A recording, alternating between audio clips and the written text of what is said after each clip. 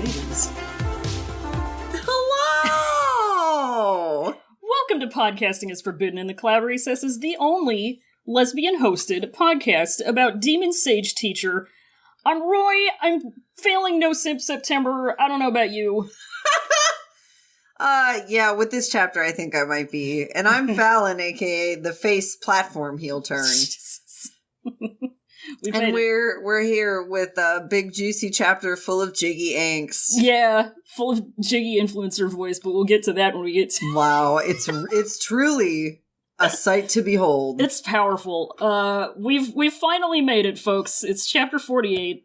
It's the chapter that cursed my dick. The chapter that ruined my life. But before we get into the actual chapter, we did have some QQ episodes. We did have some QQ episodes. I think I only saw the one in class, right? There was in class, and there was also the soul-soothing one, or whatever that one was called. I don't think I've seen that one. No, you saw it, because you watched it with me. It was the one where Wei Ying is playing a funny flute song, and it makes everybody act the opposite of how they usually act. Yeah, that's great. It was a really good one. Fun classic trick. The fun classic cartoon trick of jokes. It was very fucking good. I want a part 2 of it. It was good. It was full of jokes. It was full of jokes. I really like what they're doing with QQ so far, man. It's really good. Enjoying this content.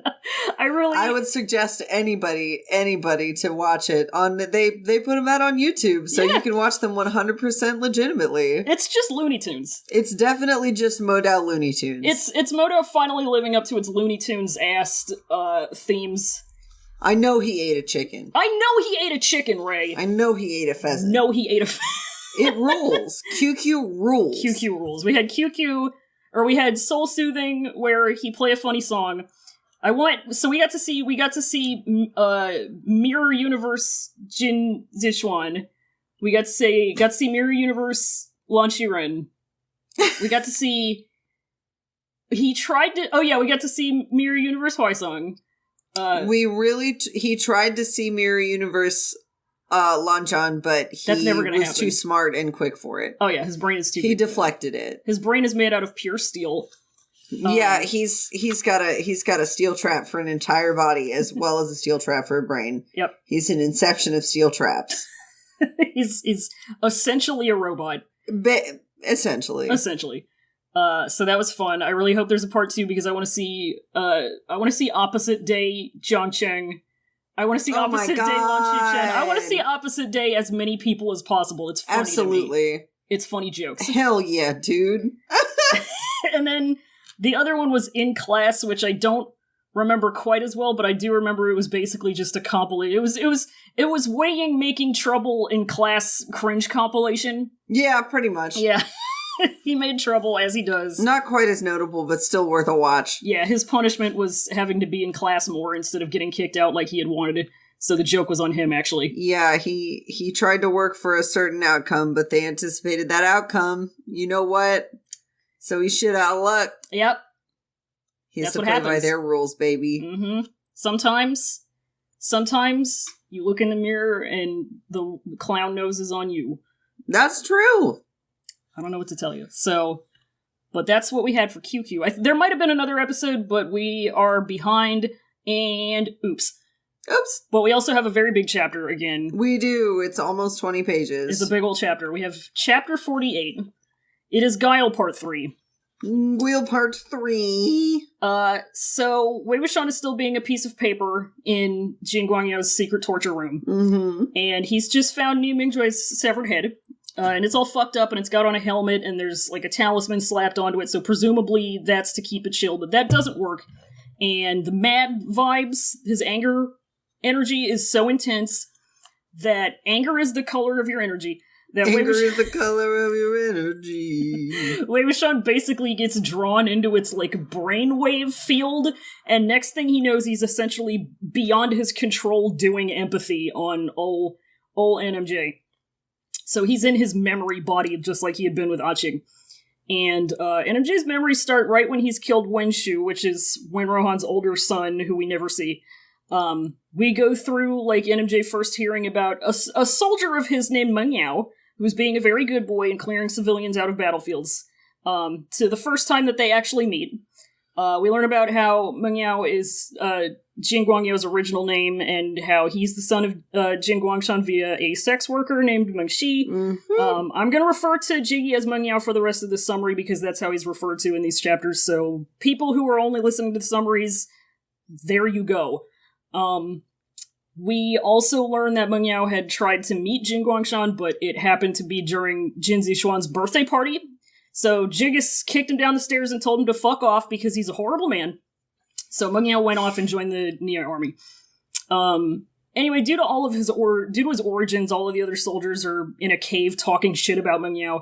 And Mingjue overhears this. He goes and tells them they ain't shit, stands Mengyao publicly, and brings little baby Mengyao kind of like under his wing. He says, "You're my special boy now." And eventually he makes Mengyao his deputy.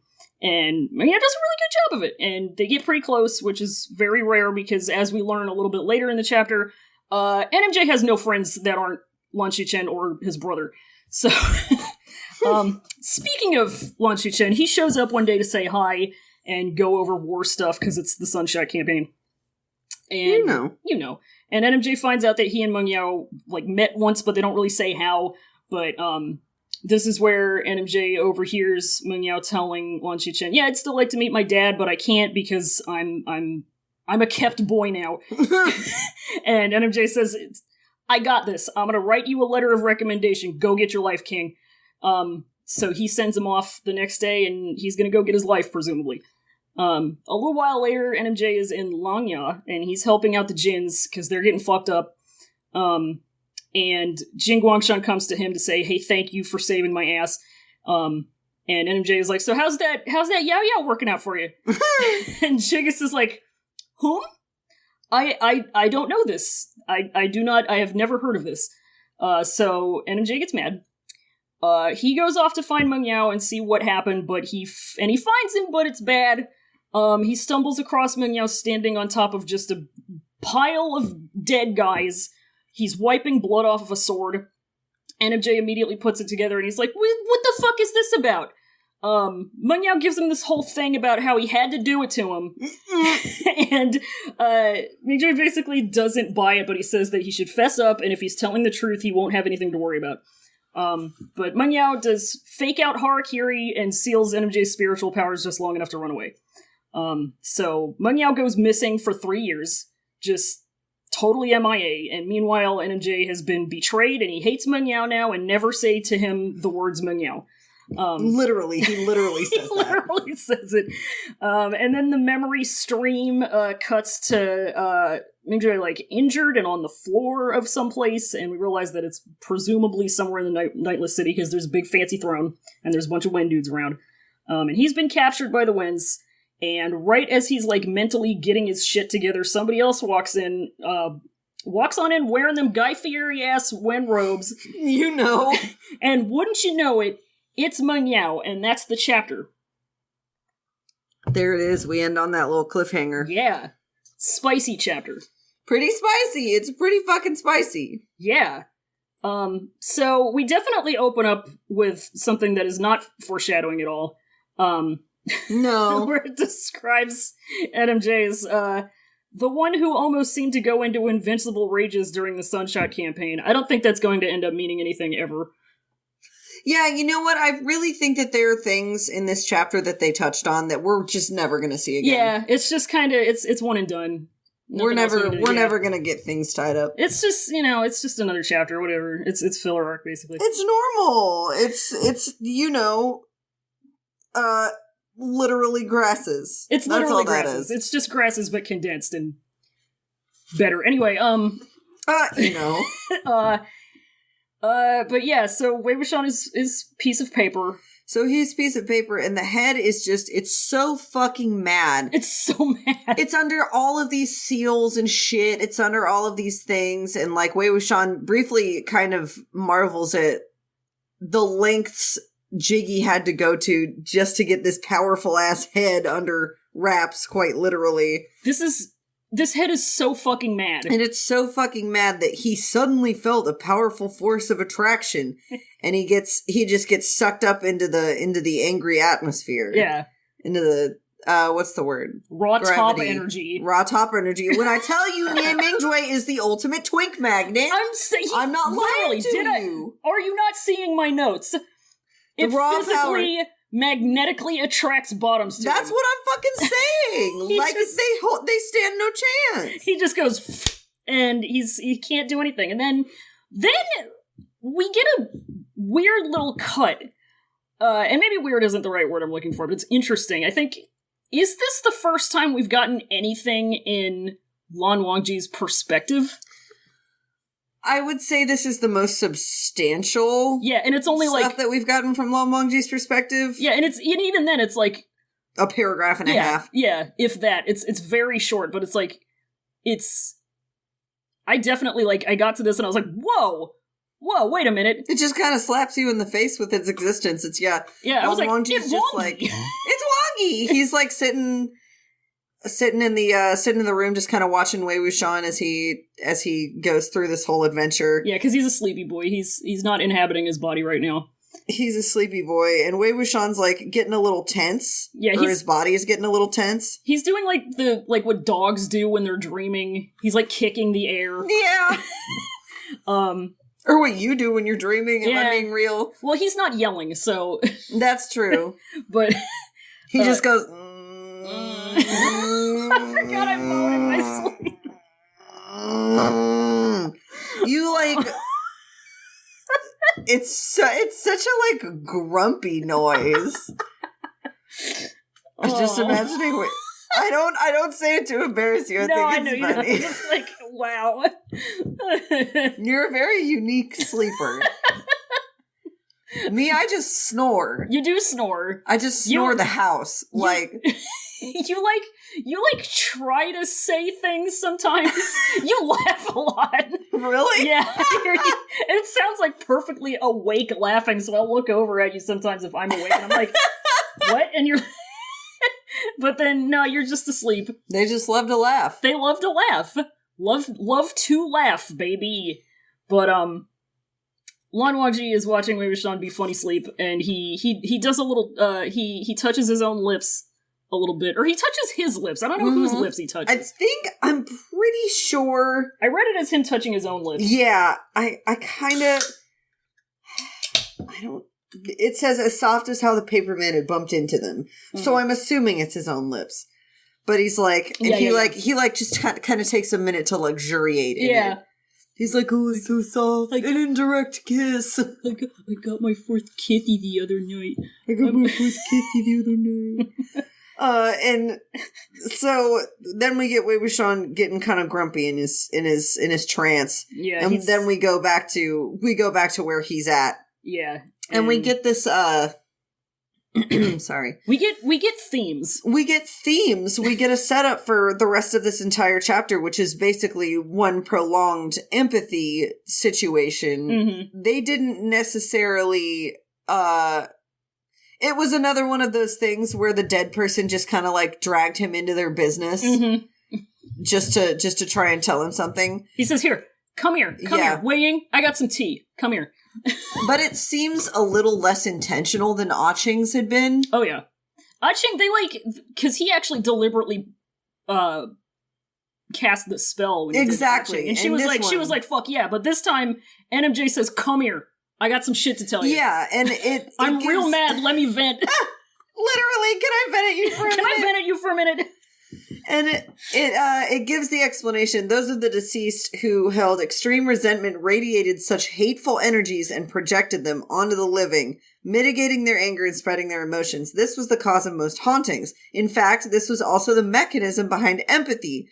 So, we, in canon, in the book, can now get an empathy situation without Wei Wuxian having to necessarily instigate it. Yeah. So we get this mechanism again, this whole empathy moment, and it's really great. Yeah, it's really cool, because I honestly, it's been a long time since I actually read through the thanks for nothing. It's been a long time since I actually read through the novel carefully, and I don't think I ever absorbed that this wasn't an intentional empathy.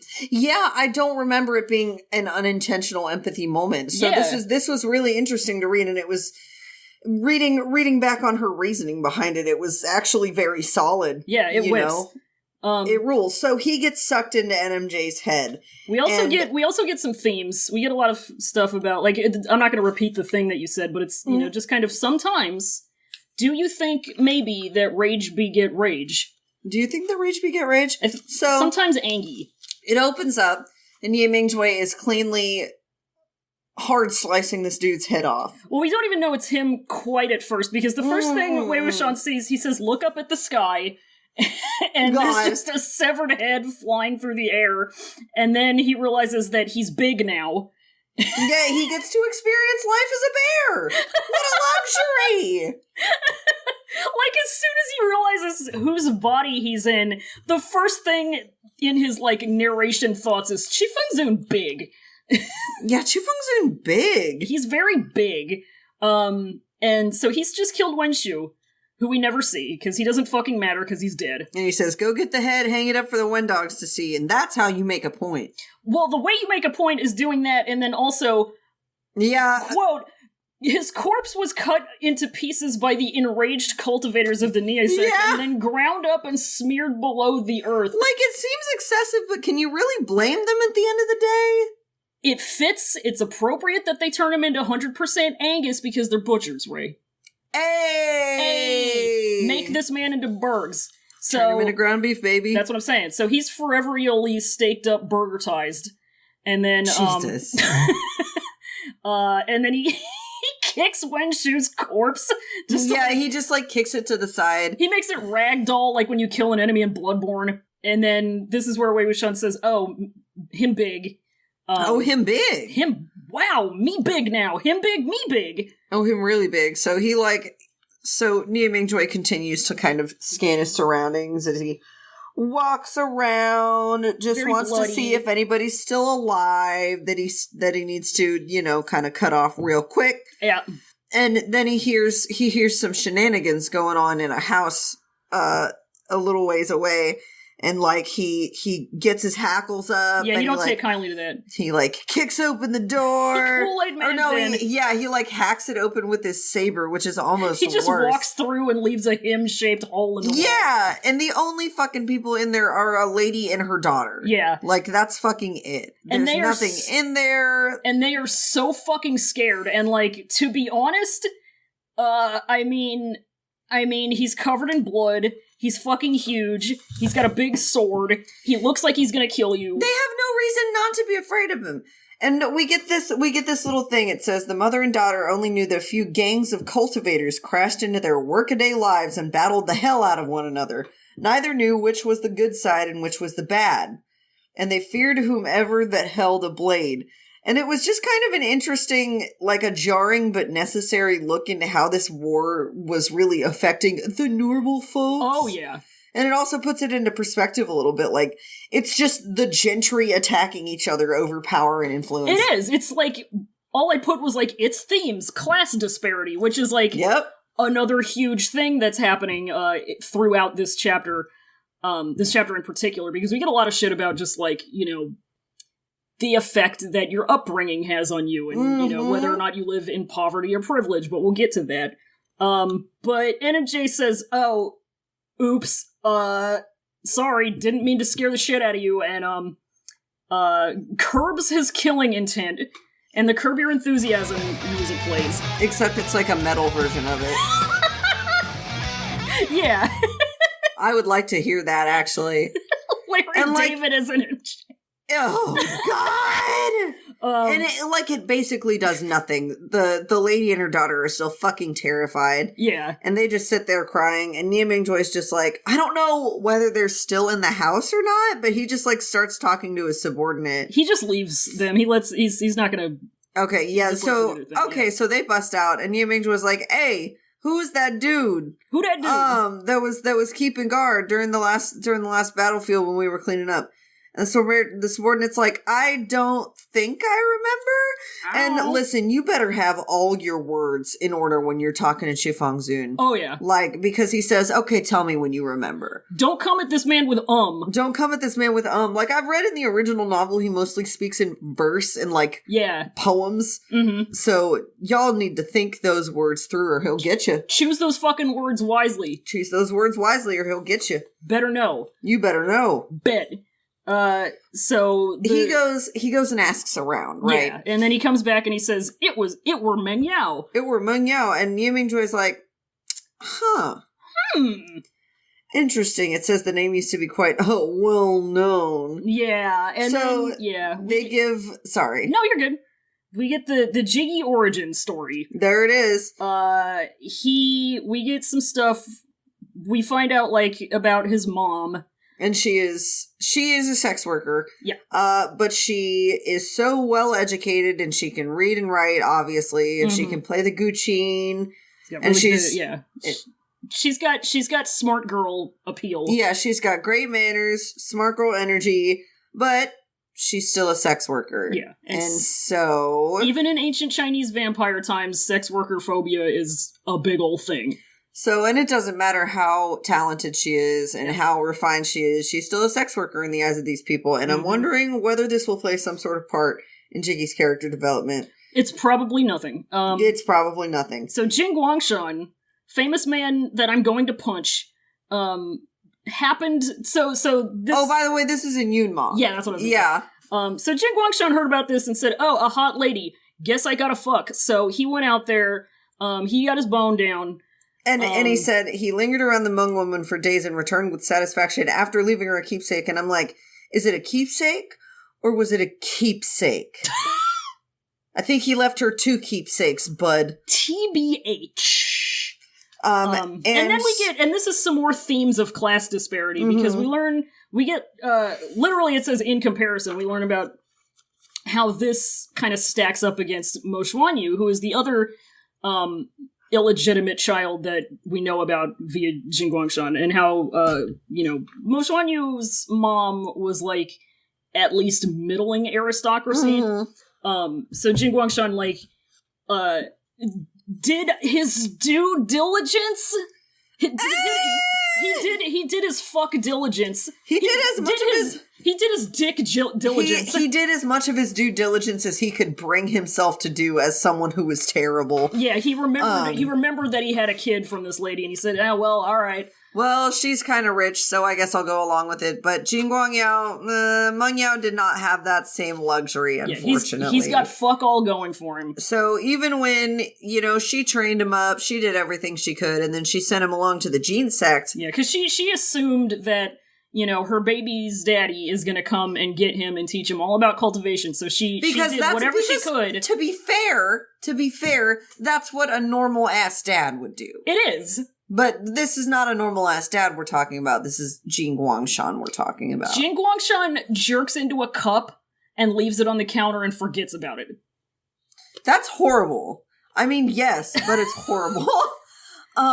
So he comes up to Koi Tower. Yeah. So Mengshi dies, and then he goes and says, "I'm going to live up to my family name." Yep, she gives him the little keepsake that Jiggis left her. Yeah, which was a little pearl button. It's a little pearl button, and unfortunately, the pearl button, he tells all of the girls that he fucks that it's like this super special treasured keepsake, and he promises them all this shit while he does it.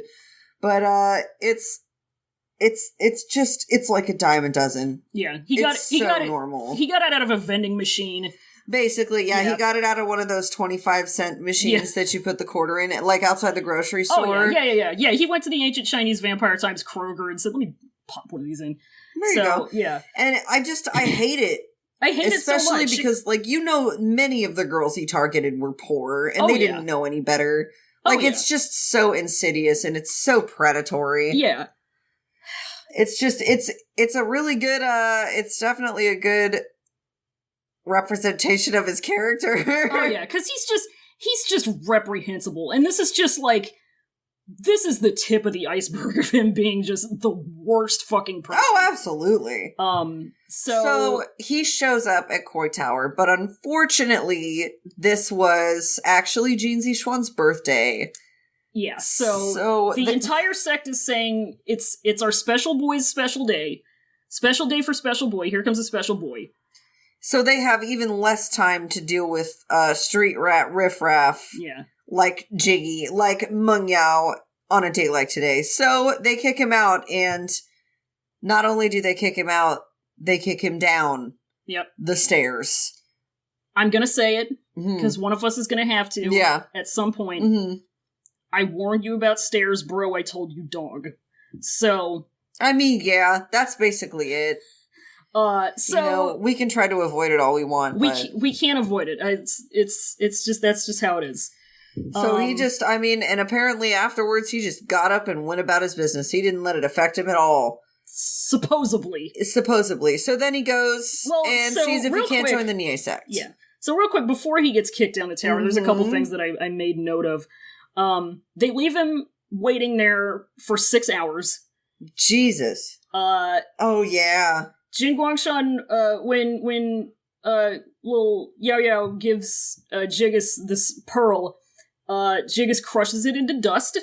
Yeah, and Madame Jean sees it too, and she's very mad. Pissed. Yeah. She's not happy about that. And then number 3, third and final point, you know what's also, I'm sure, not affecting Jiggy at all at this moment is the fact that this is also his birthday. Oh, yeah! Yeah, can't help being a Pisces. Can't help being a Pisces, unfucking-fortunately. That's his character arc.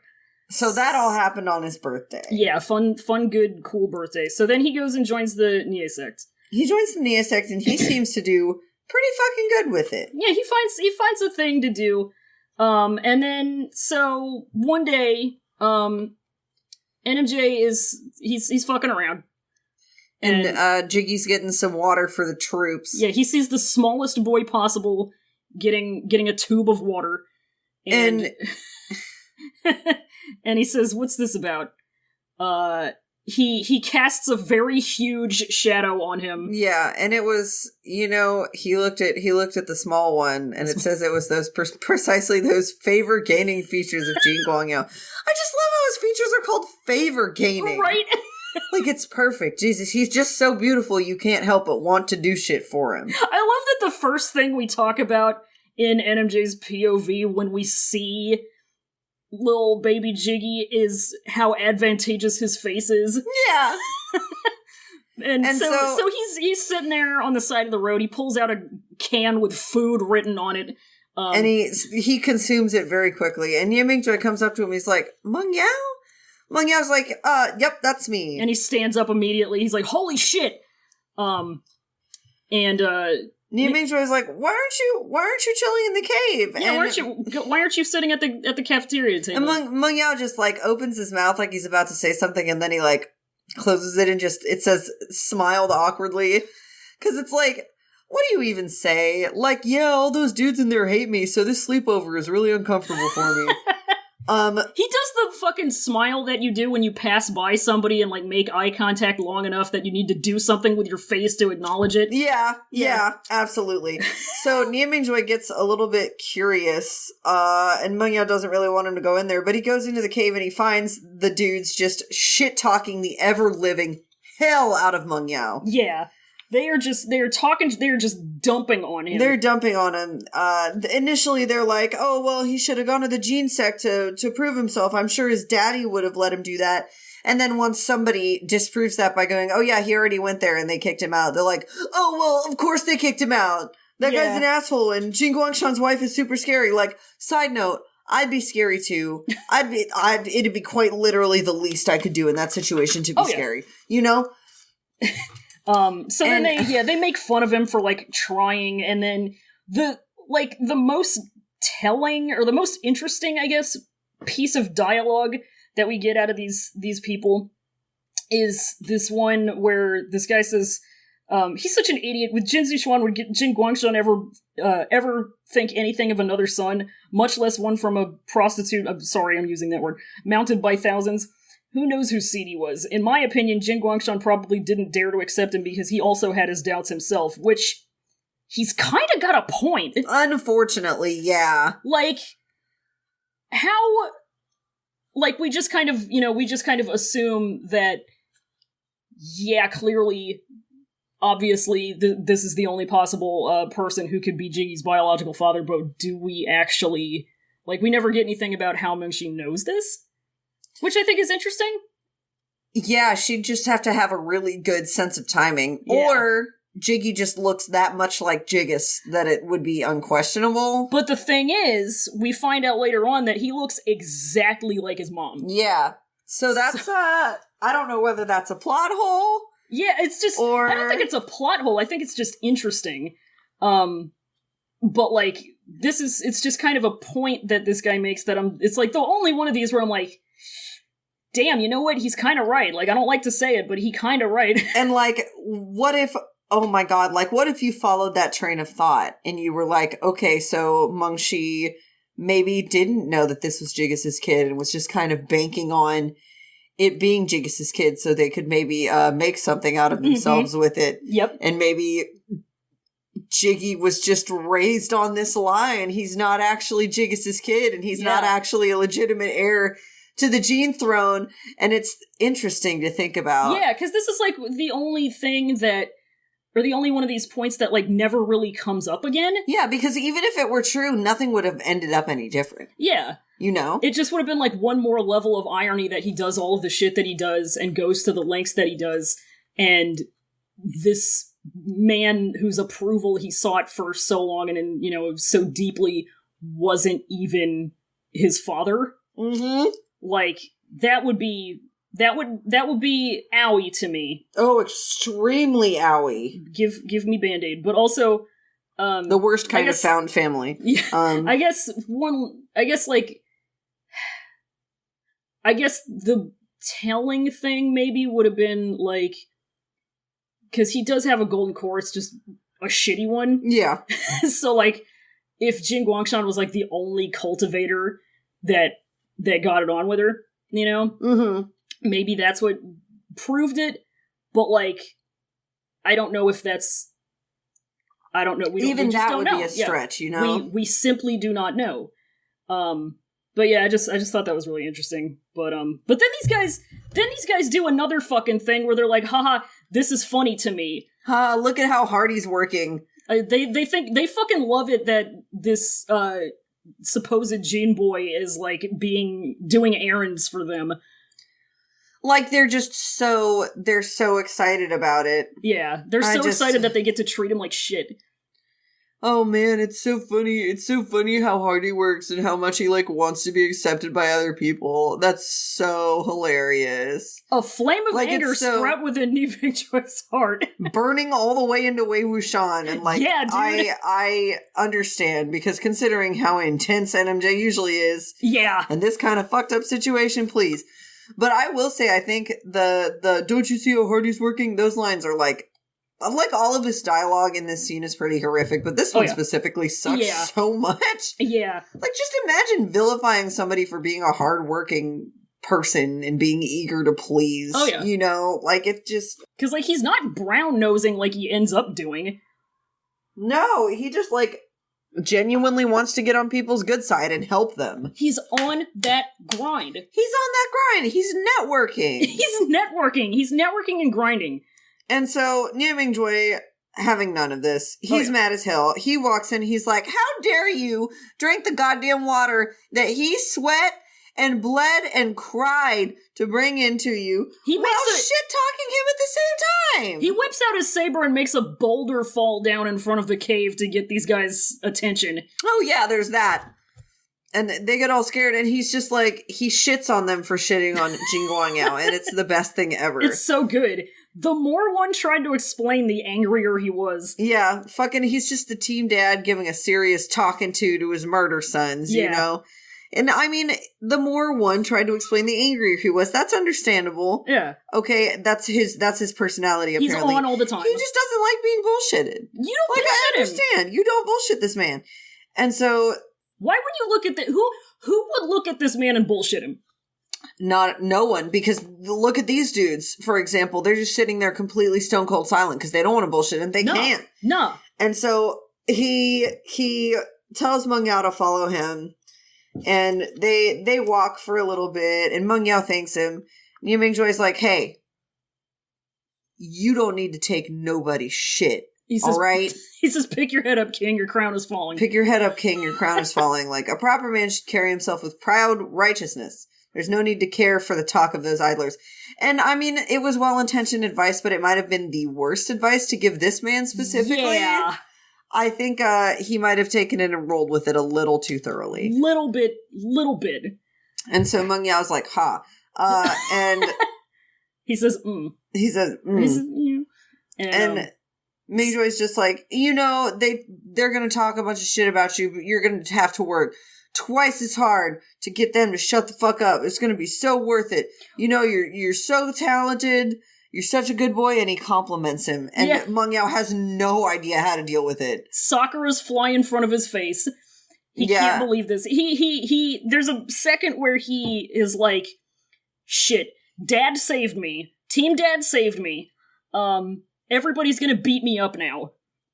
They're gonna be extra very double mad about this.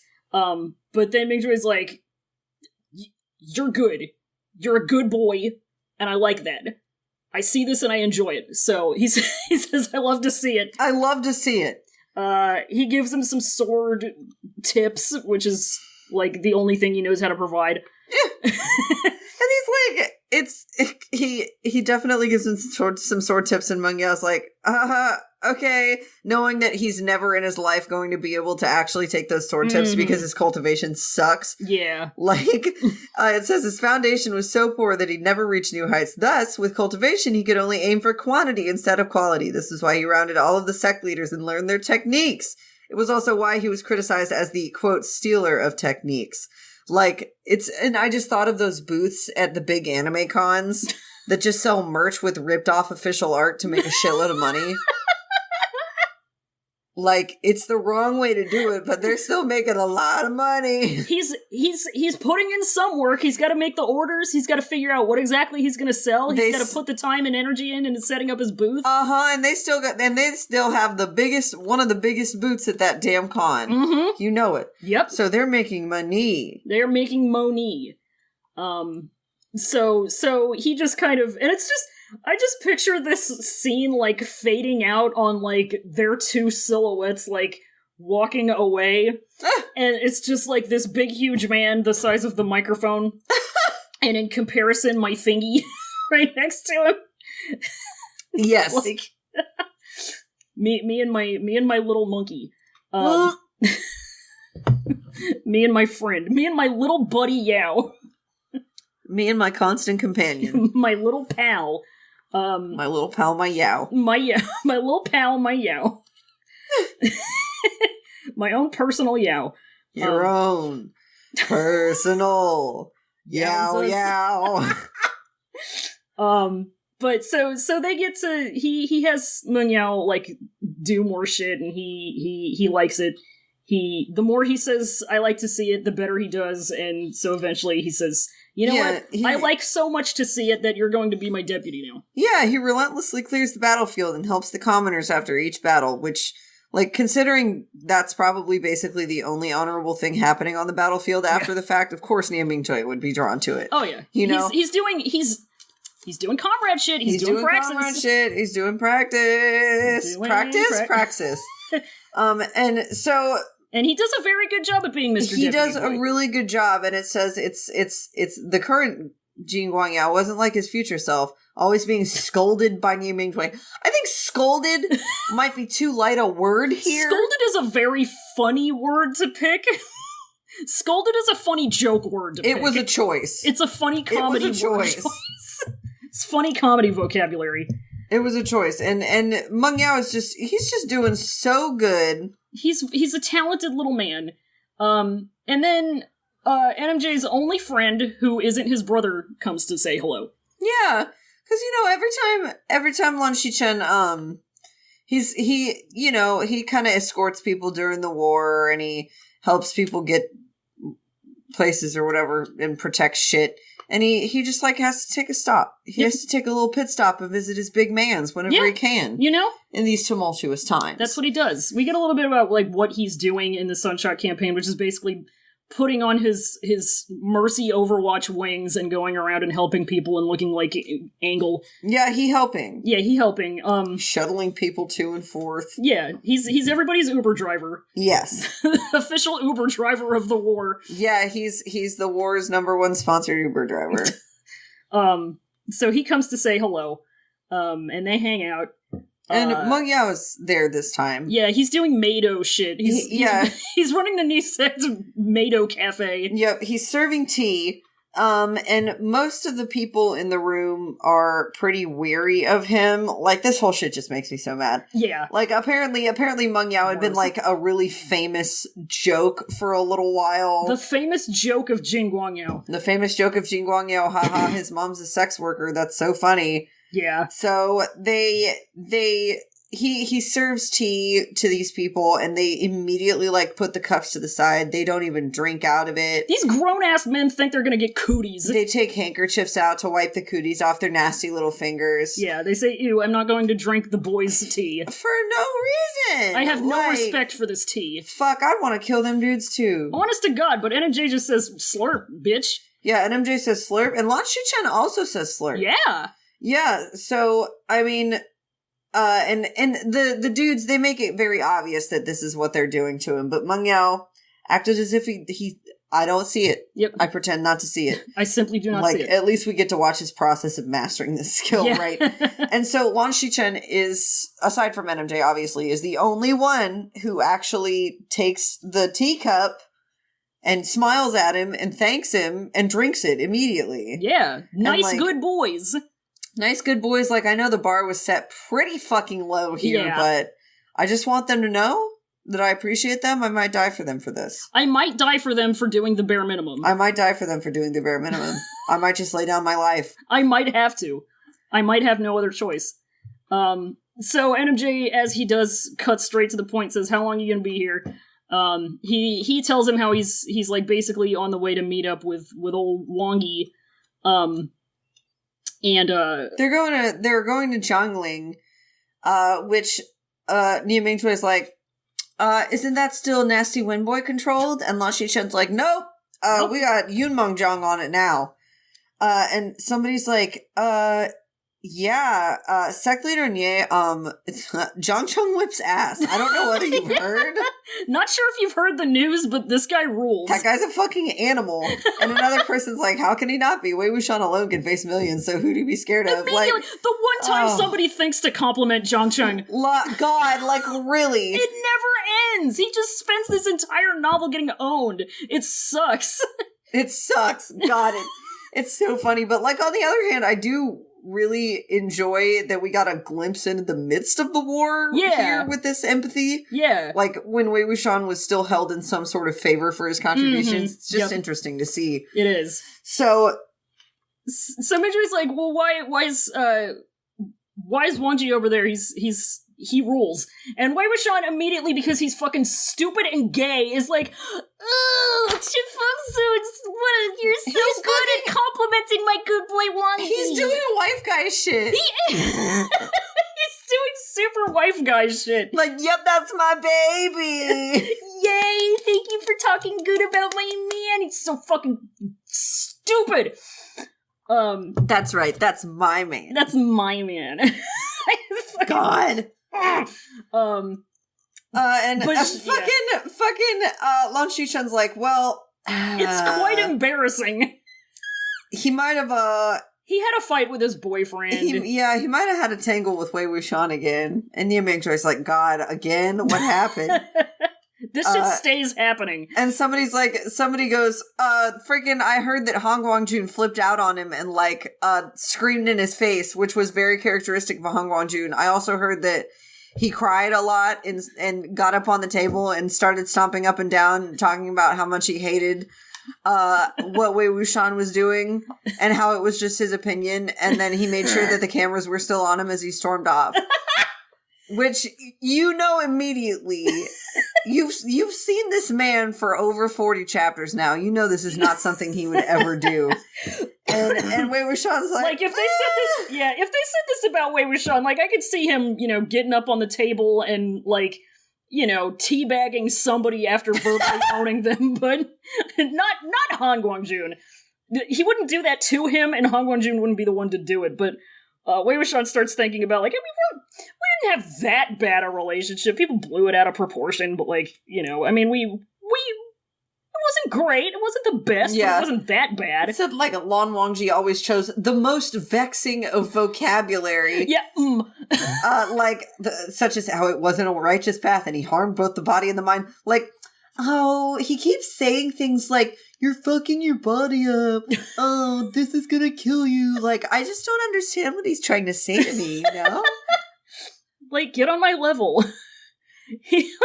Like, can you just, like, take a step back and don't stop seeing the fucking forest for the trees here. He's not really using that vexing of vocabulary. You're just refusing to acknowledge that he has a point. You're just putting on your troll face mask and saying, lol, are you mad? With the clenched teeth crying feels guy face behind it. And it says, I mean, well, yeah, we were both pretty hot-tempered back then. We were like spicy teens. Wangji? Okay. Yeah, we were sure. spicy teens, so we never really... Yeah, Lan Wangji was a spicy teen, not in the way that Wei Wuxian is thinking. Jesus. But, like, honestly, out of anything, that's a pretty valid excuse. Yeah. I mean, you are stupid as shit when you're a teenager, but, like... Oh, absolutely.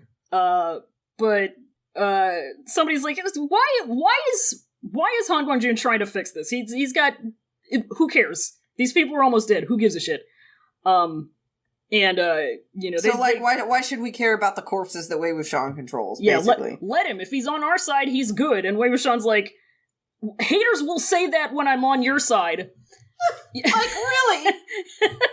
Yeah, I don't remember y'all singing that tune when you, fucking sieged my burial mounds. Yeah, funny joke of you to say that and then 5 years later kill me. Thanks. Yeah, I know who my real day ones are. God. Fucking... But Nie Mingjue goes to find Lan Xichen after they leave. Yeah, Xichen goes to have, presumably, sleepy time. He goes to his hotel room.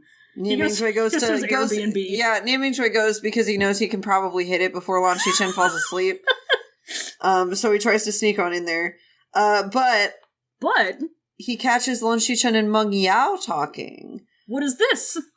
And it looks like they're just catching up, and yeah. Lan Xichen's like, so you're deputy now? That's great. Meng Yao's like, oh, well, yeah, it's all Chifeng Zun. He rules. He's the best. He's so good. And Xichen's like, he says he has quite a fiery personality. This bitch will not call shit like it is. No, not at all. If fiery personality. Gun to his head. This guy's a fucking dick. I'm really surprised you made friends with him.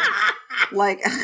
He would never. He couldn't insult somebody if his life depended on it. Oh, absolutely. No. So later, after that, Lan Xichen is like, so...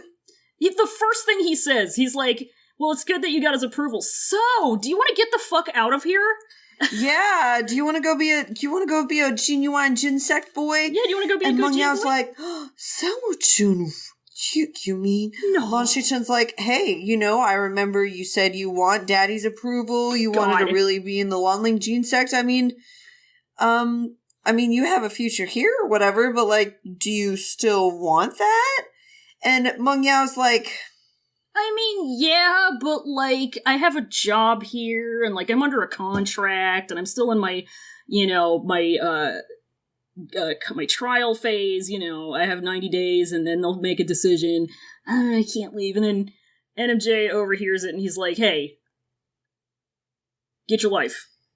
Just do it, man. Why would I keep you from following your dreams, boo? He continues to shatter expectations by being the king of decent behavior. He's a fucking king. He's a fucking king. He's like, listen, I'll write you a recommendation letter tomorrow. Mr. Use me as a job reference. Mr. Used me as a job reference. And this is something that I kind of forgot about about his character, I guess. I was just so thrown by this reaction when I first read it. Like, he really wanted the best for Jiggy, no matter what. That was all that he wanted. Yeah, and it's like, it goes on, it carries through his entire arc, but like, you know, like I say 50 times an episode, we'll get to that, but And he's like, yeah, just, I'll write you the letter, you can take it to Long Yaw, find your dad, don't even worry about it. Yeah. And I got you, baby. Mingjue was like, oh, so you were listening this whole time, right? And Nie Mingjue was like, listen, no, it's cool. I promoted you because you're fucking great at this job. You're my good boy. And you act right. All right. And so you be acting right. You act right. So if you want to repay me, just keep acting right. He's just so straightforward and dedicated to his honor code. He's so good. I love him more than anything.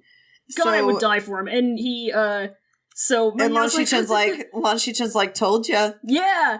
So, and Mingjue like, and Nie Mingjue says, like, the most telling thing... I don't know why this line in particular stuck out as the most, like, characterizing thing he could say out of everything, but he says, if you don't know what to say, then don't say anything. That's it? Yeah, and it's like, yeah, we been knew that that's how he is, but that's gonna, like, be a theme, kind of, because what Mingjue likes to do, especially when Mingjue Detroit become Jingguangyao, he likes to fucking keep talking. He likes to run his mouth. This bitch run his damn mouth. He runs his mouth. So Xichen, they fucking they take a minute to laugh at baby brother. Yeah. Xichen pulls out a saber. And it's Nie Huaisong's saber. Nie Mingjue's like, oh man, yeah. On God, I know he's safe there with you, but tell that boy to study this damn saber. Next time I'm gonna test him on it. This man held out hope until the end that Nie Huaisong would someday be maybe kind of good at using the saber. No. Bless his heart. Because Huaisong is hanging out in the cloud races. Fucking NMJ said, okay, you better fucking get good at sabers. You better get good at cultivation. You better do all of that, but I'm gonna hide you back here so nobody can see you or touch you. So you stay there, all right? But you better utilize this time, young man. Be a good boy. I love you. Utilize this time. I love you. Be good. Give me a hug. And like the flow of this conversation had me so mixed up the first time I read it. Like, so they go from talking about Huaisong to NMJ being like, so when did you two meet? And like, I guess I just wasn't paying attention the whole way the first time I read it because I thought they were talking about Huaisong for a second. I was like, oh, so Xichen and Huaisong met? Like, I thought they would have. But yeah, but they go into like, so they don't say how they met. Lan Xichen says it is the shame of a lifetime. And Victor's like, who fucking cares? You've known me forever. What difference does that make? And many will say, more and more people are saying that Xiao fucked. But the fact is, what genuinely in canon happened is that Lan Xichen doesn't know how to do normal people shit, and he's embarrassed about it. I'm not making that up. I'm not joking about that. Wait, is that really what happened? Yeah. What happened? Okay, so was it the clothes washing thing? Yeah. It was the clothes washing thing! He got fucked up. He got fucked up somewhere out in the battlefield or whatever, and Mingjue found him and kind of dragged him to safety, and they hung out for a while. And in the midst of that, Mingjue... Lan Xichen was like, he had to try to do some laundry, because his clothes are a little bit messy. He's a messy boy. But he didn't know how to do laundry, because he's, 22 years old and has never done his laundry ever on his own in his life. And he has superhuman upper body strength. And he tore his shit to shreds. And Mingjue said, would you like some help?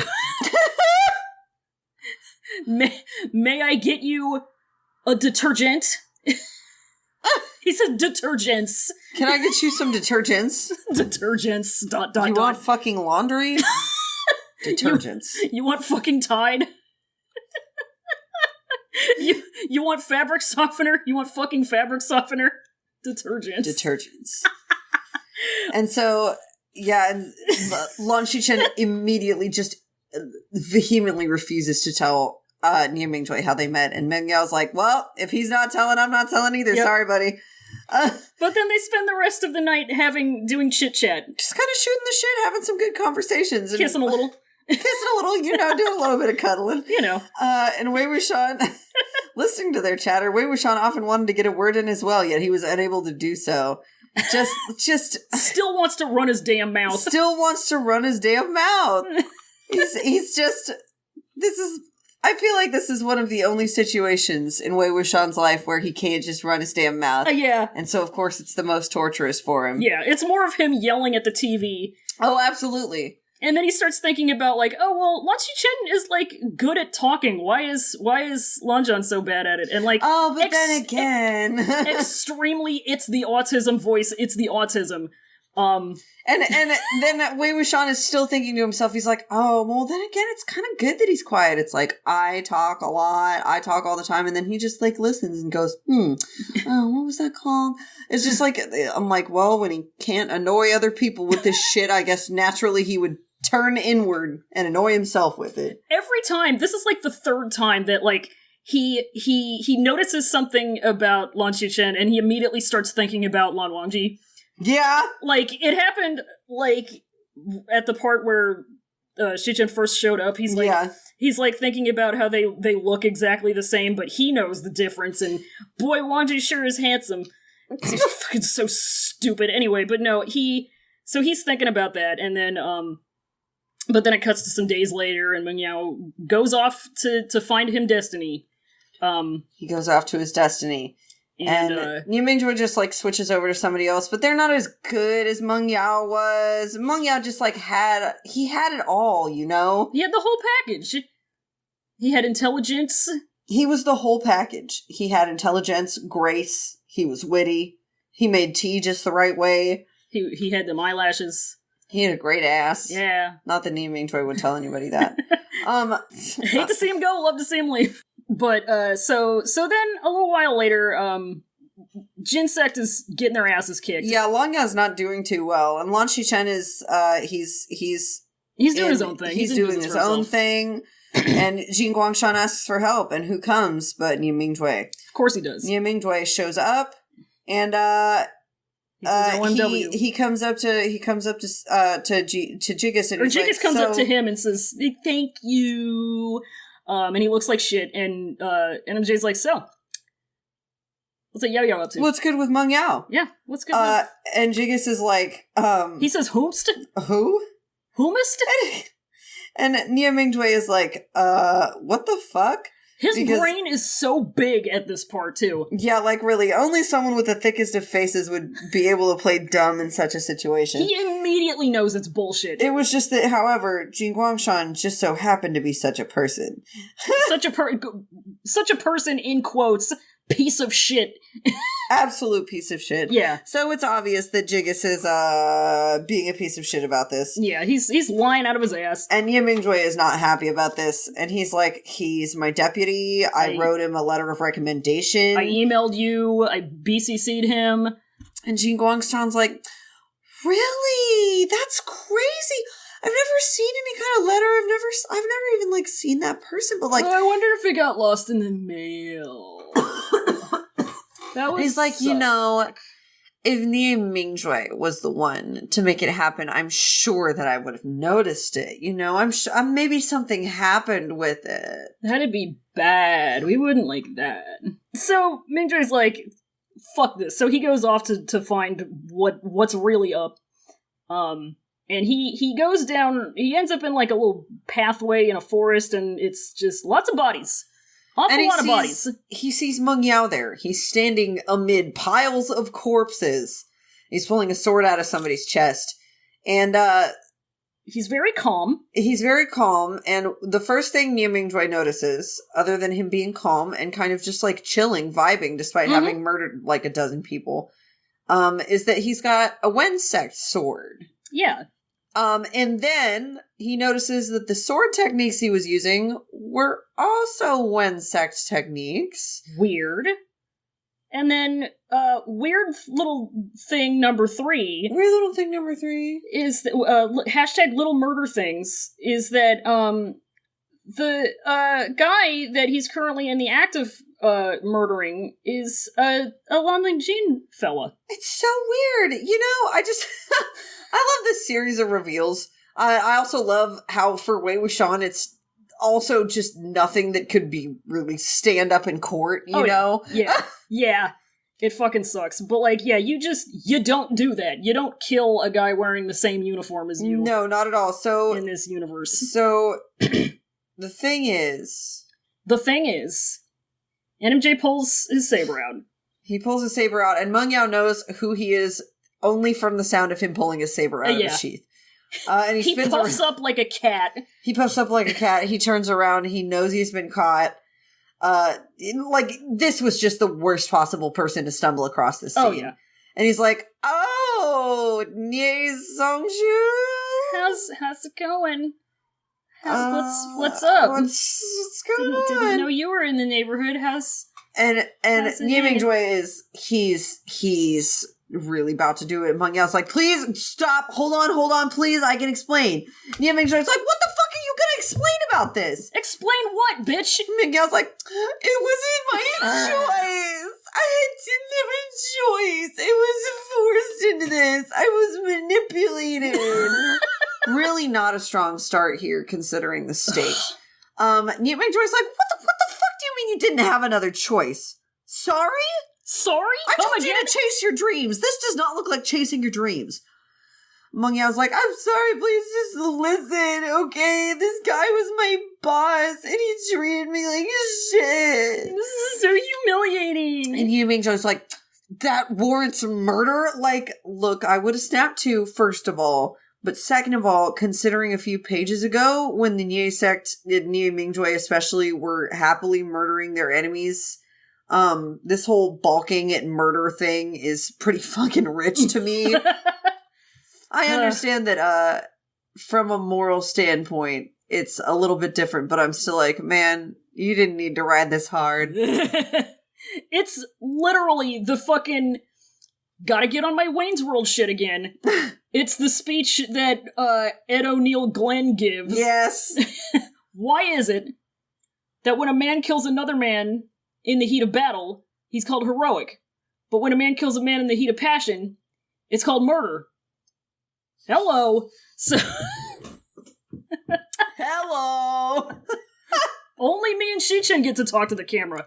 For good reason. So Mingjue gives the most influencer voice ass speech that he's done so far. This entire fucking paragraph. Oh yeah. He's like, what? First of all, he's like, what humiliation can I put up with? Which, I mean, kind of valid, because he's put up with a bunch of humiliation so far. But he's like, listen, every single time we've done anything, he's always taken my credit. He's never given me any credit for anything that I've done. I come up with everything. I come up with all of the concepts, all of the ideas. We run through it together, and then we execute it, and it goes perfectly. And he never gives me any credit. He just signs his own name, and then he treats me like shit. But nobody ever wants to listen to me. Nobody ever hears me out. And then now he said to my mother, I'm just so tired of it. I just got so mad that I just killed him and everyone around him. Like, I'm sorry, but like it only happened since I was momentarily outraged. This is definitely bullshit. Oh yeah, out of anything else. Mingjue knows it immediately. He fucking picks him up with the SpongeBob squeak sound effect. And he is so goddamn smart. Wei Wuxian is so lucky that he ended up empathizing into the two smartest fucking people in the novel. Like, really, their brains are so fucking huge. His brain is fucking huge. His brain is visible from space. Yeah. His brain has its own electromagnetic field. That's fucking it. His brain has its own zip code. Diagnosed with lateralis brain. That's fucking it. His brain becomes a tool video, and he says, "This is bullshit." He truly was the first one to see through Jiggy's trick, though. Yeah, absolutely. He's like, "You call this? You looking calm as hell, wiping this shit on your shirt? You call that momentarily outraged? Excuse me? You want to talk to me about being momentarily outraged? You want to talk to me about being momentarily outraged? I'm permanently outraged, bitch. Every second I am momentarily outraged. The fuck? So he goes through, he just, like, knows every bit of this plan immediately because he fucking rules. He's like... Mengyao's like, no, I'm telling the truth. He's like, you used a Wen sword, you went and did this in the middle of a battle, you killed a bunch of Wen guys too, you did it in the middle of a forest where it's all secluded, you used a Wen sword, you used Wen techniques, excuse me? What the fuck else did you think? What else were you trying to make this look like other than a frame? Come on. Come on. And we get the themes of class disparity again, because Mingjue is insisting, like, I'm sorry, and he's like, you shouldn't have killed him. Do you really just care? You care about a little bit of glory that much? And Mengyue's like, yeah. He's like, he goes, some trivial achievements? Excuse me? And what do you mean some trivial achievements? I put so much work. I put my blood, sweat, and tears into this. This is everything to me. This is my life. And he's kind of right. He's kind of right. This is the problem. Yeah, because it's like, it's the difficulty of a privileged person who's used to having a lot of power, the difficulty that they have in seeing and understanding how much harder it is for the marginalized to succeed. Yeah, I think it would have been really interesting if Nie Mingjue had just, like, tried to, like, see his side of it, you know? Like, I think it would have added a lot to it, because that I think is the crux of it. Yeah. Because Nie Mingjue is just, like, he's, like you said, he's so used to being in power, he doesn't understand that for some people, especially for someone who's risen up from literally nothing, like Mengyue, that's just a little crumb of that means fucking everything. Mm-hmm. It's just a drop in the bucket to Nie Mingjue because he's so cool and powerful, but for Jiggy, it's a drop in a thimble. Yeah. So then, Mingjue's like, wait a second. So way back when we met, and be real with me, you weren't sitting there being, I'm alone, nobody care me monkey on purpose, were you? You weren't trying to make me stand, were you? Because if I hadn't, would you have gone in there and killed all those people like you did today? And Mengyue was about to answer him, and like Nie Mingjue's like, don't fucking lie to me. Don't lie to me, boy. And Mengyue just like kneels on the ground. And NMJ puts his sword back. He says, I'm not going to do anything. He's like, I want what's best for you. I want you to be a good boy. He says, I want you to go back to Lanlingjin, and I want you to receive your punishment for the shit that you did. I want you to let them deal with you. Yep.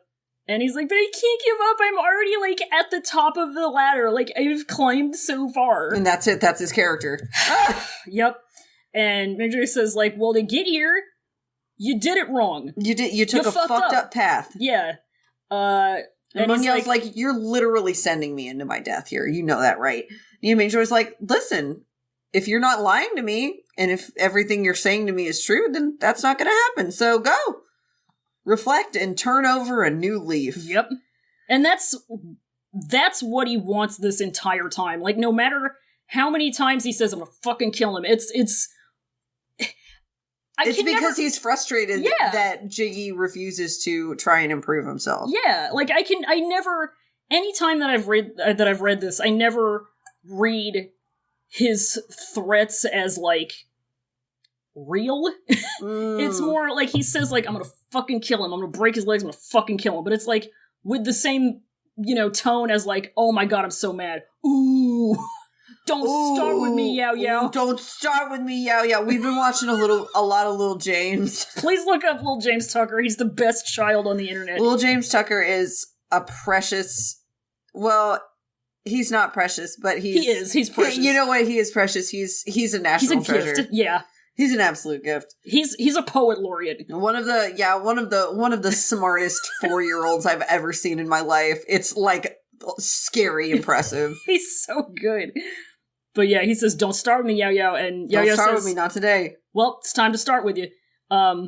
So he starts to get up, but he's kind of stumbly. He's not looking too great, and he almost falls. And Mingjue reaches over and tries to help him. Yeah, fucking. And I'm crying. Jiggy really milking this, just the drama of it all. Mm-hmm. And Meng Yao's like, "Thank you, Sect Leader Nie. Thank you so much." And Nie Mingjue's like, "Okay." And Meng Yao, he once he's up, Nie Mingjue kind of turns around and starts to go on his own way, and Meng Yao's still like, I can't do it. Nie Mingjue's like, what? And suddenly Meng Yao has a sword in his hand, and he's like, Sect Leader Nie, I don't deserve you. I'm so sorry. I'm unworthy of your kindness. He harakiris himself. This is high intermediate in the sector of dramatic ways to exit a conversation. High intermediate. Yeah. It's up there. It's up there with the very specific one where you're in a plane with someone and you have to parachute out to end the conversation. It's like a 4 on a 5-point scale. Yeah, I would say it's intermediate to advanced. It's moderate to severe. Moderate to severe. So he does that. He stabs himself. And Nie Mingjue immediately goes down to him and tries to. He's like, "What the fuck?" He goes he starts giving him magic CPR. He starts giving him magic CPR, but the problem is, it was a trap. The Harakiri ruse was a distraction. And Wei Wuxian had known that there'd be a bluff, so he wasn't too surprised. I'm like, yes, Wei Wuxian, we know you know Jiggy is guilty of everything simultaneously. We know! And you're right, but come on! He does have the benefit of being, hindsight? 17 years in the future, yeah. But the sentence that made me become very fucking normal is Nie Mingjue, however, likely never expected Meng Yao to really harm him. No, not at all.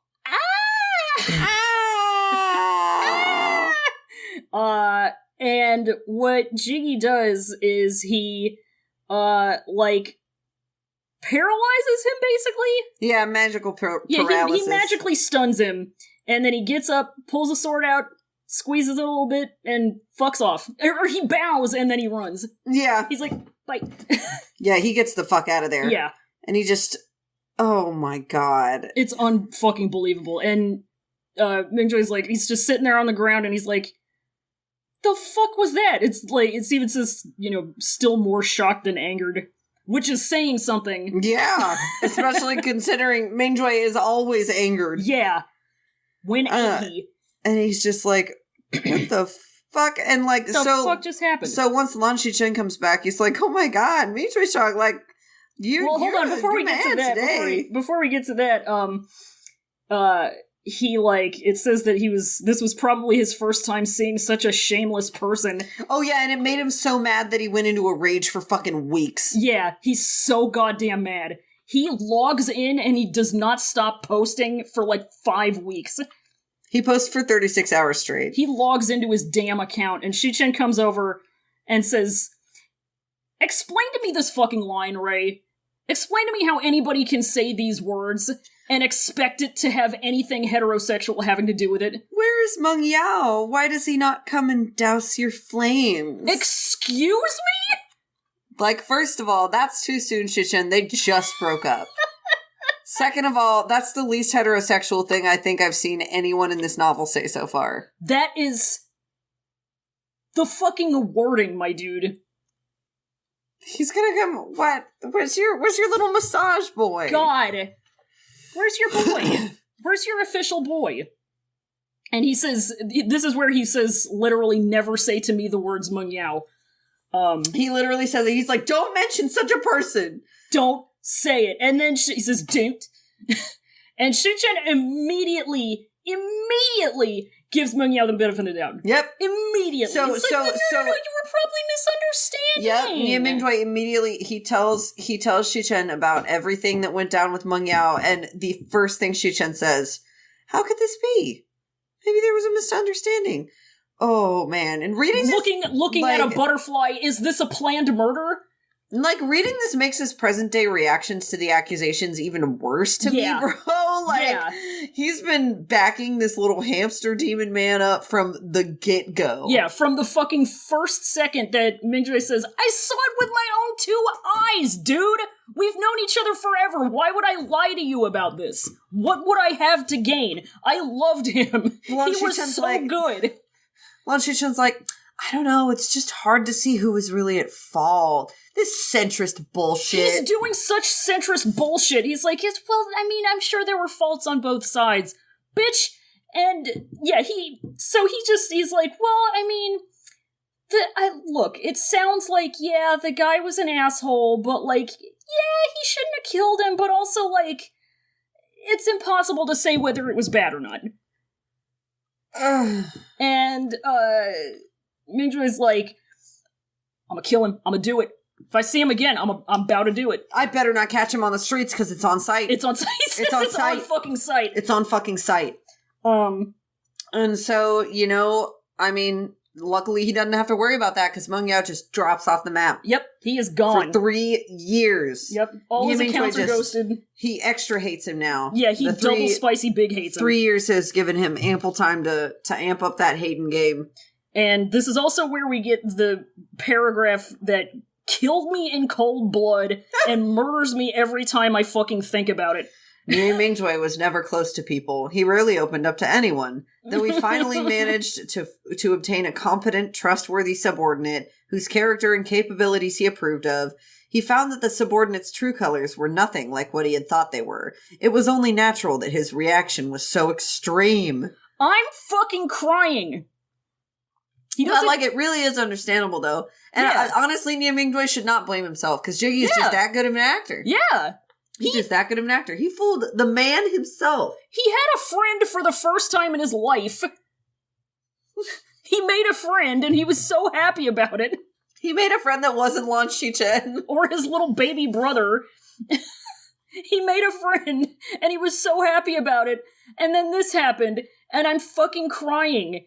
I'm crying, dude, because, like, I relate to this so hard. I have such a hard time making friends, and I've had this happen to me, and it fucking sucks. Yeah, it's fucking awful. Do you see why I stan and kin a little bit? So we stand and kin a little bit.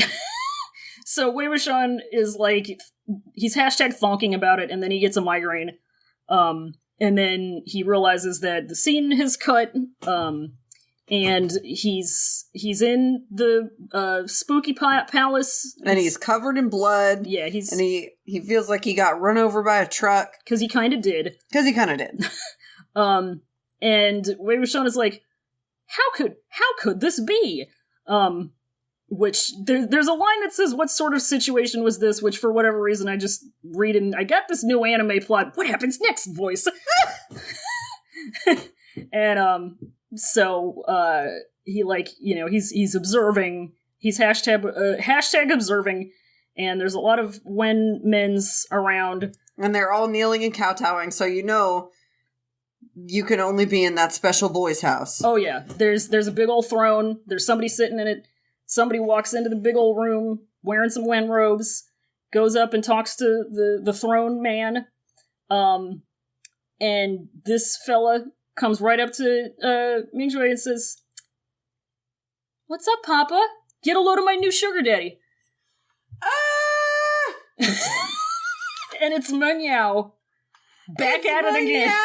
It's Mingjue. Jiggy strutting like he's about to own the place. Yep. And he just turns to Nie Mingjue. He's like, "Hey, baby. So weird seeing you here. How are you doing? Oh my god. Let's get punched." Yeah, and MJ not really having a stellar day here, but yeah, it's Mingjue. And that's the end of the chapter, y'all. That's the end of the chapter. And next time, it's going to be chapter 49. It's going to be Guile Part 4. Guile! And, do you want to do some Google Translate Essence Collection? Let's do some Google Translate Essence Collection. We love it. So, at long last, it's Mingjue time. Thank God. As is only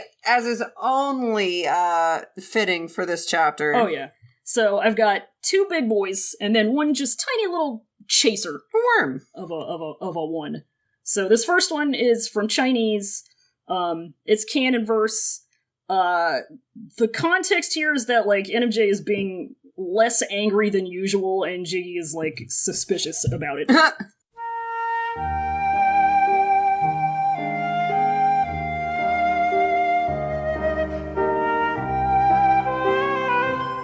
Jin Guangyao returned to Jinlintai, took off his hat and took off his coat, and looked at the books piled up on the table. His eyes flickered, and he felt an uncomfortable feeling. If you don't want to go to the second brother, let's talk to the second brother about the big brother. It is always easy to be physically and mentally happy around the second brother. Jin Guangyao screamed at the eyebrows. I do that in the mirror sometimes too when they're not really behaving. He's got to look good. He's looking in the mirror and he's trying to remind himself that they're sisters, not twins. Exactly. So he's basically doing what they did in this chapter. Yeah. Where he's like, maybe I'll just go and shit talk with Lan Xichen first and figure out what we're going to say to NMJ. And maybe it'll be better that way. Yeah. So I understand this moment. And he's got to look good. So. He's got to look good, so he screams at those eyebrows a little bit until they agree with him. That's good. So this next one is also from Chinese. This one's actually from a fic that we got an entry from like a million episodes ago. I don't remember which, whatever, but it's gen fic about just the two of the boys. I love that. Yeah. At this time of the night, he will come to his own account, sometimes whispering a few words about his own views on the war situation. This desolate camp together with the whole world, there will be some popularity and sound. He often doesn't talk. Meng Yao has some no-no. His voice is so small, until he encourages a speak good, continue, to light his eyes and continue with confidence. Say continue one more time. Say it one more time. I fucking dare you. Find another word, Google. Well, it did find a new word, and that word is no-no. No. It's one word, and it's capitalized. Now, what is the essence of no-no? Meng Yao has some no-no. His voice is so small. It's when he's being bad. It's when you're nervous. It's when he's being a bad boy and he knows it. It's when you're a nervous, bad little boy. Yeah, it's when you know you've been caught and you're being naughty. Being a naughty boy. Little naughty little boy. Oh God, I hate that. I'm a naughty little boy. Naughty little boy. Naughty little hamster. I'm so bad. His voice is so small. It's His so voice small, is right? so small. He has some no-no. He has a little bit. He has some no-no, and like we've already established, he has a snack machine. He does. He's got it all, dude. What more can you ask for?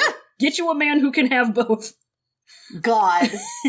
So this last one, this one's just a little bit of a shot. Okay. Just a chaser. It's really old, so I don't even remember really what language it's from. I think it's from Russian. But I do know that this is about NMJ. Very good. good. Just a little. He snorted and turned handsomely. I love doing shit handsomely. It's just that it's like any shoujo anime. Any man in a shoujo anime turning handsomely. With like the sparkles and like the slow-mo hair whipping. Yes. Maybe some flowers blooming. Maybe just, one or two. So that's that. Let's do some questions. Let's do some questions. If you have questions, you can send them to cloudrecessespod.tumblr.com/ask or via Twitter @cloudrecesspod. Just one recess. Just one.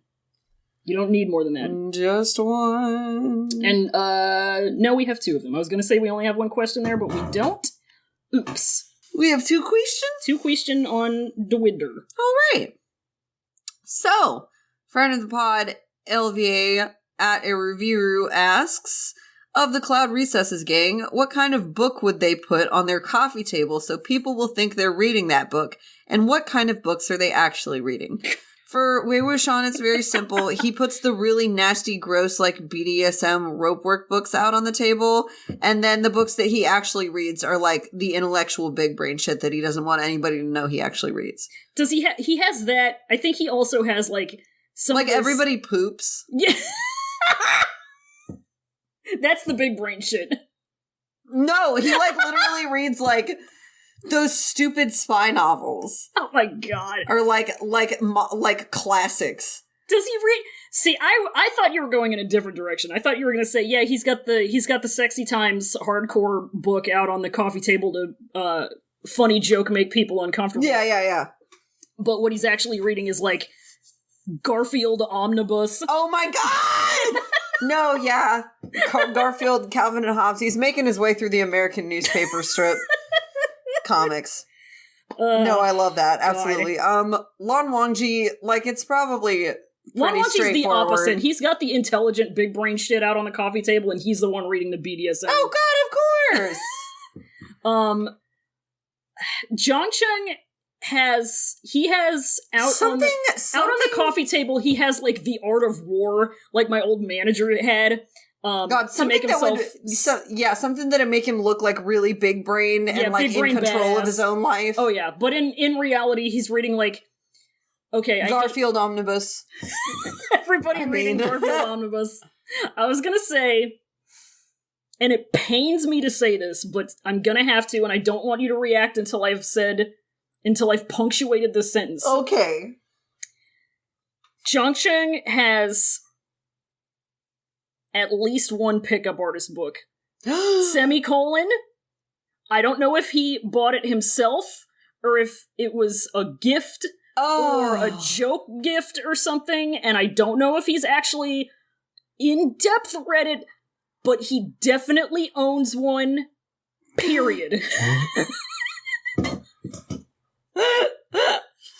Don't tell me he doesn't. The worst part is you're probably right. I fucking hate it. It brings me no joy to report. This man, he's read a pickup artist novel book. Pickup artist novel, Jesus. Yeah. He's read How to Meet Women. It's just out there. He thinks that negging is good, probably. Oh, God. Thankfully, he's gay, so he never has the courage to actually try it. He doesn't... He has it because he doesn't know that he's gay yet. Yeah, that's true. Jesus. Idiot piece of shit. God. Huaisang just leaves whatever out on the coffee table. There's no reason to. It's like some shitty gossip magazine. God, it's like it's anything you can think of. Anything. Whatever works. Because Whatever there's no interior decoration.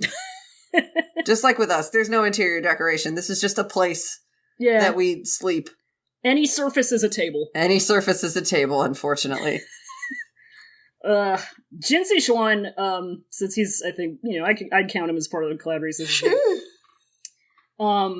He's got like self-help books, like respectable self-help books out on the thing that try to make him look like he's trying to achieve enlightenment. When in reality he's reading like really embarrassing romance novels. God. He's reading a comic book. A comic book? He's reading shoujo manga. Yes, absolutely. Conley got him hooked on him. Oh yeah. He's got to be up to date. Next is from friend of the show, Jove, at Ask Jovery, who asks, if the characters in MDZS were parties to divorce proceedings, what kind of incidents/reasons/mitigating factors would they put in their court documents? Who are they divorcing? Who is fighting for custody of the dog? God. Nie Mingjue and Jin Guangyao are divorcing. Let's just focus on Nie Mingjue and Jin Guangyao divorcing for this question because I think it's the most relevant. Yeah. They're both fighting for custody of the dog. They're both fighting for custody of the dog. Jiggy is trying to get NMJ to pay off his car that he got in NMJ's name. Yeah. Incidents are crimes that Jiggy has committed. Incidents are crimes that Jiggy has committed. The problem petty shit around the house where like Jiggy will destroy some of NMJ's property so he doesn't get to claim it, but like in a way that makes it so he's not actually culpable for it. Yeah, every incident that NMJ tries to report is like all he has is like kind of questionable circumstantial evidence, but, like, it's true. It, like, legitimately did absolutely happen. He just has, like, no tangible proof for it. Yes, exactly. It fucking sucks. Nothing can be actually proved or upheld in court. No. It sucks. Ugh. Mitigating factors. Mitigating factors. They would definitely be divorcing for, quote, irreconcilable differences. Oh, yeah. Lan Xichen is a mitigating factor. Lan Xichen They're fighting for custody of him. Oh my god! That's true. For friend custody. Do you ever fucking think about how Lan Xichen witnessed the entire downfall of their relationship over the course of several years and said, you know what I think will fix this? If all three of us got married. Yeah. Let's all get married. Was his next step, let's have a baby? Yes, he was probably one of those. 3 men and a baby ass. I'd like to see it. It would be good. I would like to see it. I'm going to tell you that right now. It'd be funny and good. I'd like it. I think, personally, that I would love to see this fic, or just this... I don't know. I want to see them just being so petty and horrible to each other in these divorce proceedings. They're like that one movie where they literally split the apartment in half with duct tape. The funny joke of sitcoms where they literally split it in half. Yes, God. The funny joke of sitcoms where married couples hate each other. God. Wow.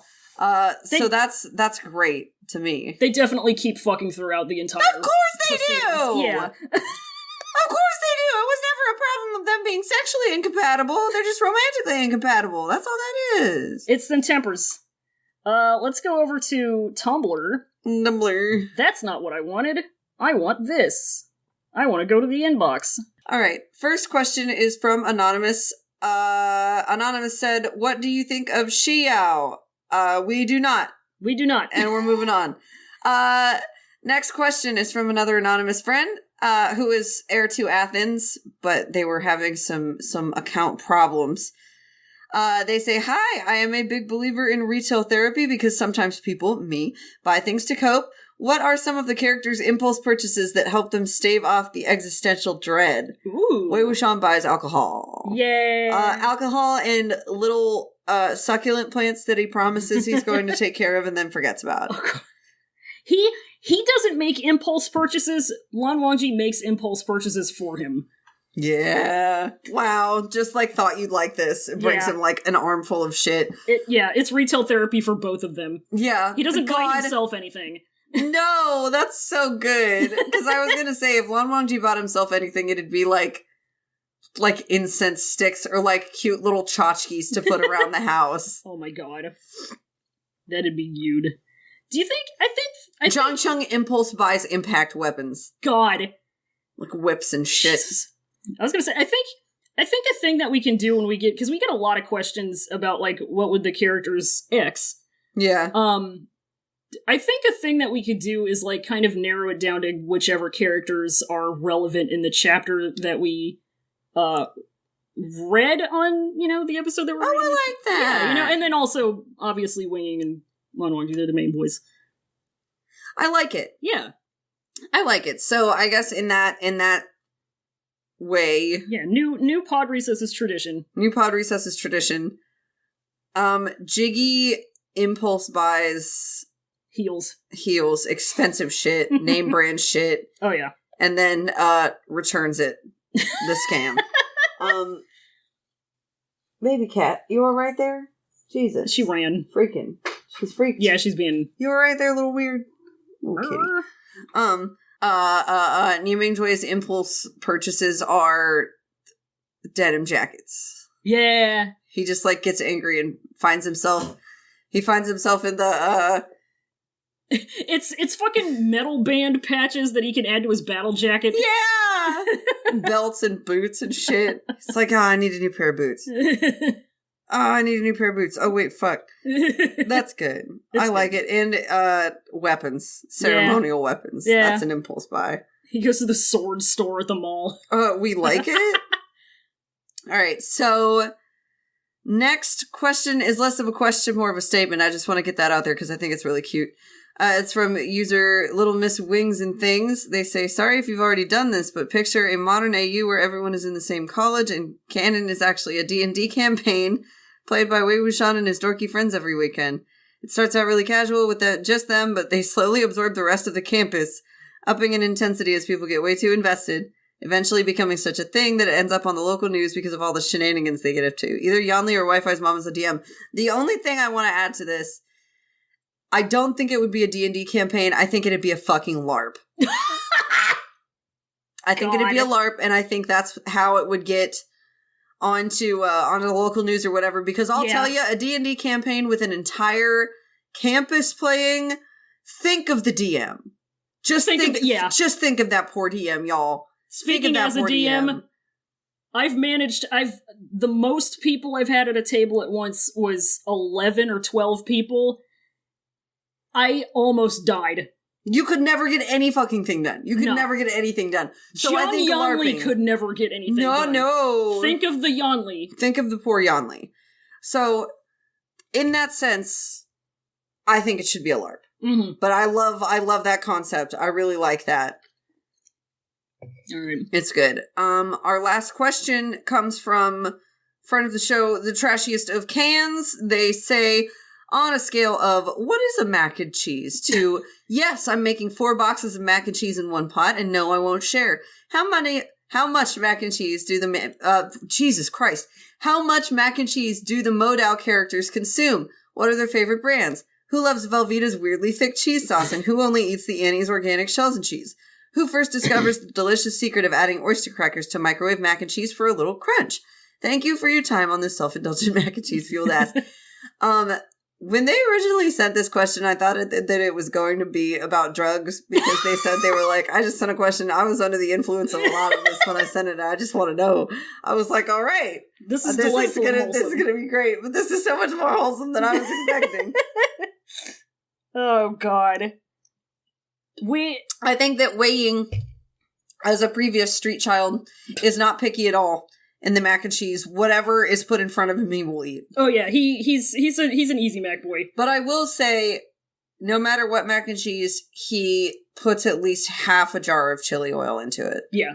No matter what. His favorite is whatever homemade mac and cheese Yanli used to make. Yeah, his new favorite is the homemade mac and cheese vegan that La Wanji makes. What's that brand that you like? The good one? BioLife? Is that it? With the black package? In the black package? Yeah, BioLife. BioLife. That shit's good. BioLife, it just tastes like chease, bro. It does. It's good. Crazy. It melts great, too. Being vegan is easier than ever. This episode brought to you by BioLife non-dairy cheese. Yeah, by BioLife. Thank you. BioLife. I think that if the Lawns were to eat anything, they were probably raised on Annie's organic shells of cheese. Yeah. Just because the Lawns are the way that they are. So they would probably eat that.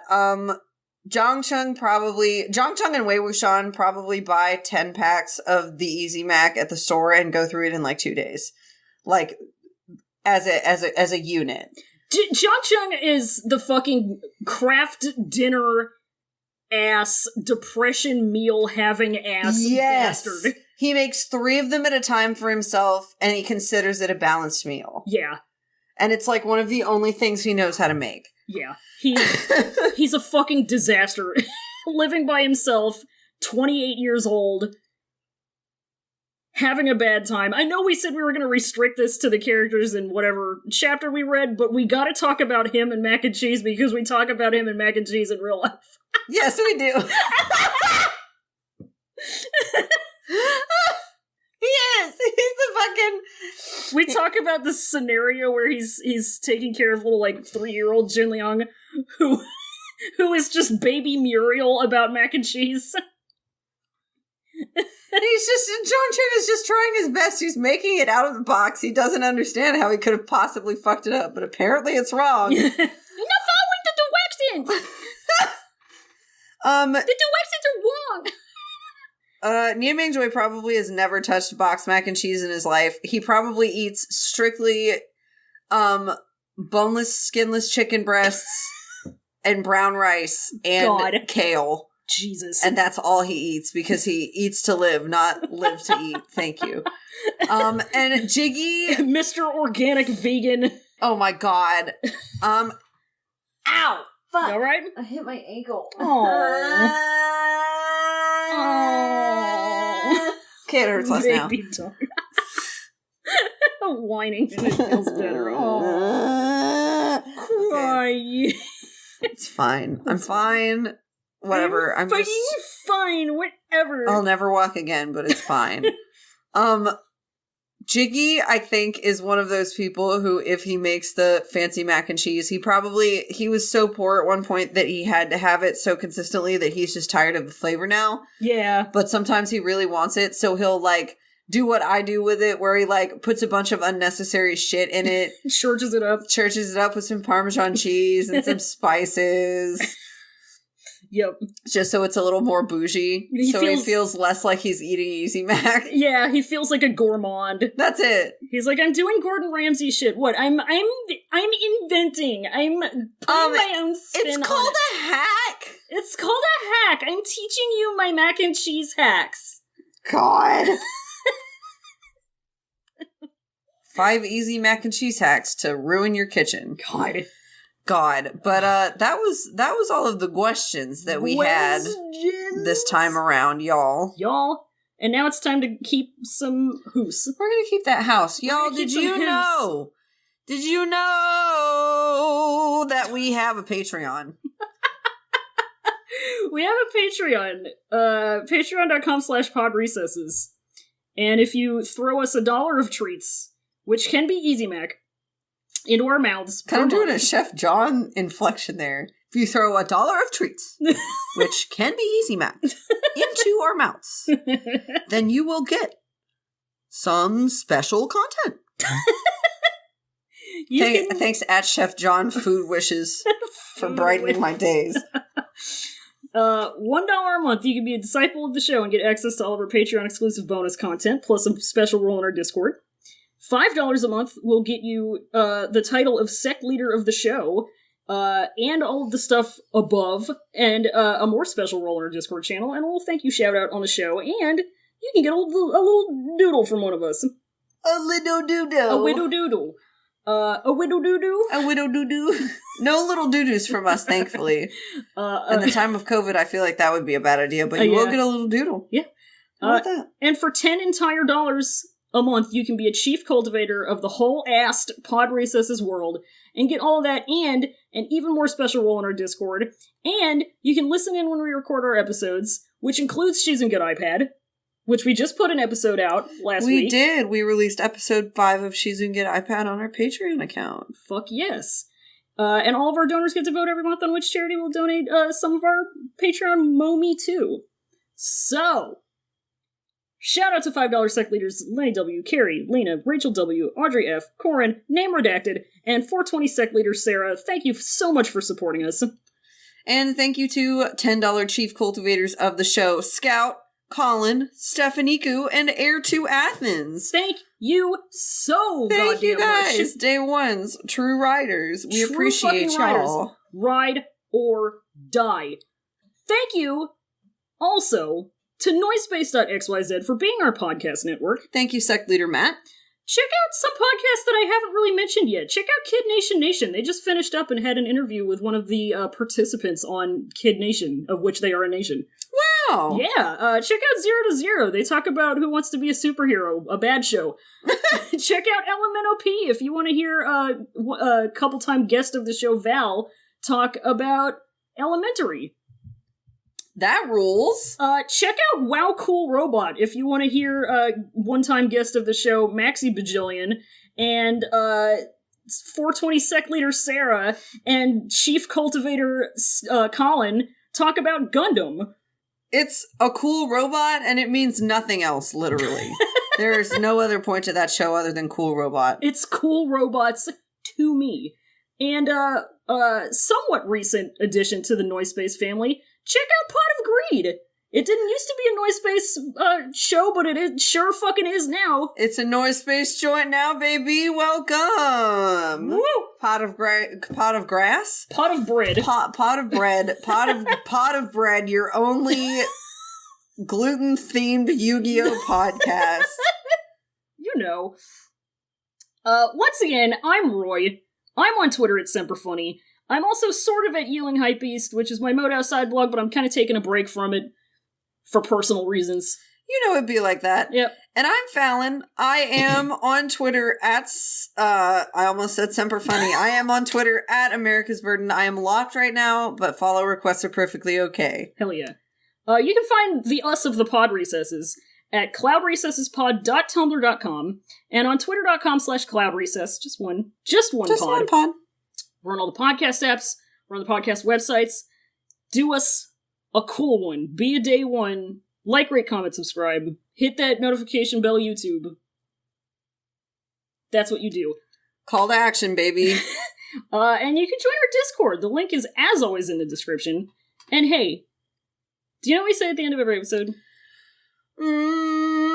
Semper Bunny. Benui? You are all my nephews now. You are all my Benui now. You are all my Benui now. Benui has been solved. Benui has been solved. Devil has been solved. Bye, y'all. I don't understand. You just need to see things from my side. You don't understand.